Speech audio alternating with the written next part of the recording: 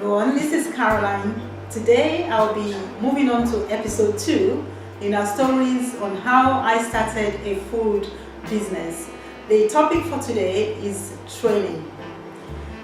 I would like to tell you something. First of all, man would always seek solution in the familiar. When I received the idea to start a food business, the very first thing I thought to myself was I would have to travel back from England to Nigeria to attend a catering school. And wonders happen in playground of primary schools. So the following morning, I was dropping off my son in school, and a friend of his, a mom of his friend was asking me how I was going to proceed with my idea. And I said to her, I've come up with the idea that I will have to travel for a year down to Nigeria to study in a catering school.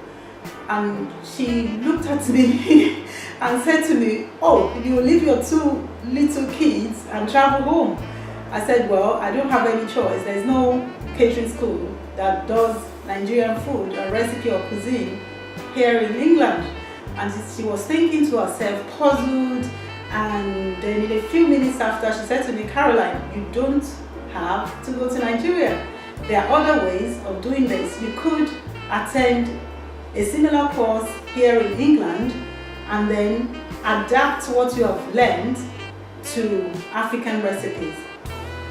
Whoa, a light bulb went out in my brain. I said, wow, I never ever thought in that direction at all.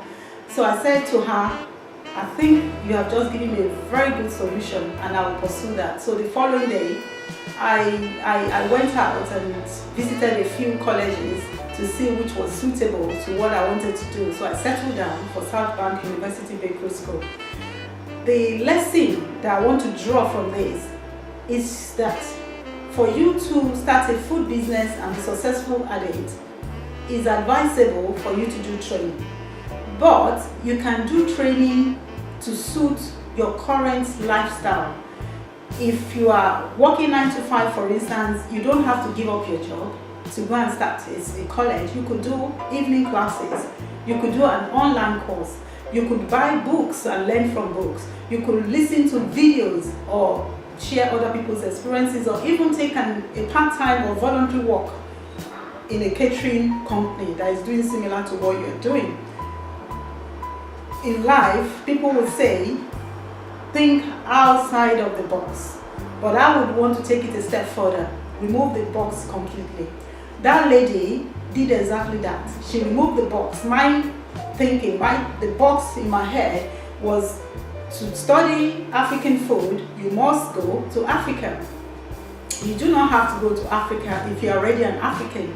Most of the recipes, I knew them. I wasn't great at them because I remember the very first time I did a meat pie, the taste was good, but it kept breaking. I felt so sorry for the man that was eating it.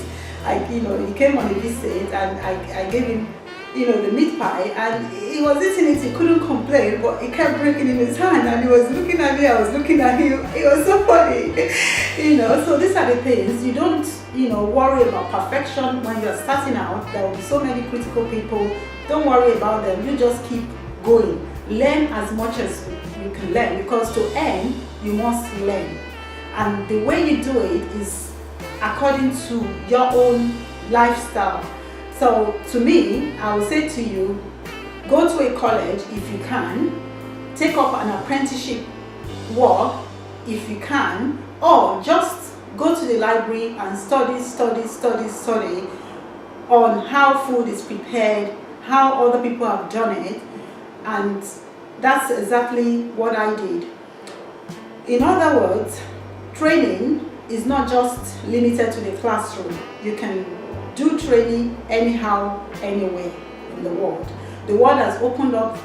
We have the World Wide Web where you can access any information on how to do things. There are billions of recipes on the internet, on YouTube, for instance, where I am, presenting this show now, that you can go and have a look at. So I will say to you, training is very important, and what you have trained, the next step is not just to train and leave what you have learned. knowledge is good, but understanding and application of that knowledge is also very, very important. So what I learned in Southbank University were all about English pastry, European cooking and all that. It wasn't really relevant to the Nigerian recipe or the African food I was going to do, but the steps are still the same. So all you have to do is just use your imagination to convert learning into practical living, application of your word, of the knowledge, to become your own experience, adapting things. For instance, I learned how to make meat pie from how the Cornish pasty was being made here in England. From the recipe of Cornish pasty, I was able to add a few things that I've seen my parents or my mom do, back home in Nigeria, to make my version of Nigerian meat pie. And to the glory of God, people love what I've developed.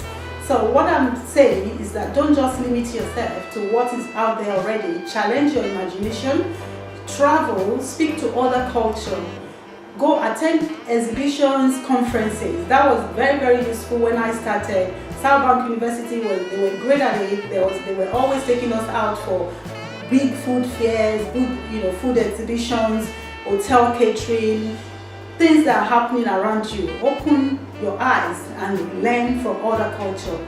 If you don't have the money to buy books online, you could go to your local library and borrow books. All you have to do is just persistently acquire knowledge. With knowledge, you will go far, because when you start the business, even though you might recruit other people to help you, but my experience when I started, it was a one-man band. So I had to do the accounting, I had to be the cook, I had to be the cleaner. That went on for almost 6 months before I was able to bring on board a young guy that helped me as a catering assistant. And from then on, we've moved on to employ other people. So today, the lesson is to focus your energy in the first few months of realizing what you want to do, the idea on learning and gaining experience. Don't just rush out there and start that business. Wait for a few minutes to think to yourself, what areas do I need to acquire knowledge on? And then go out there and acquire that knowledge. God bless you as you keep on keeping on. Bye-bye. See you in episode 3.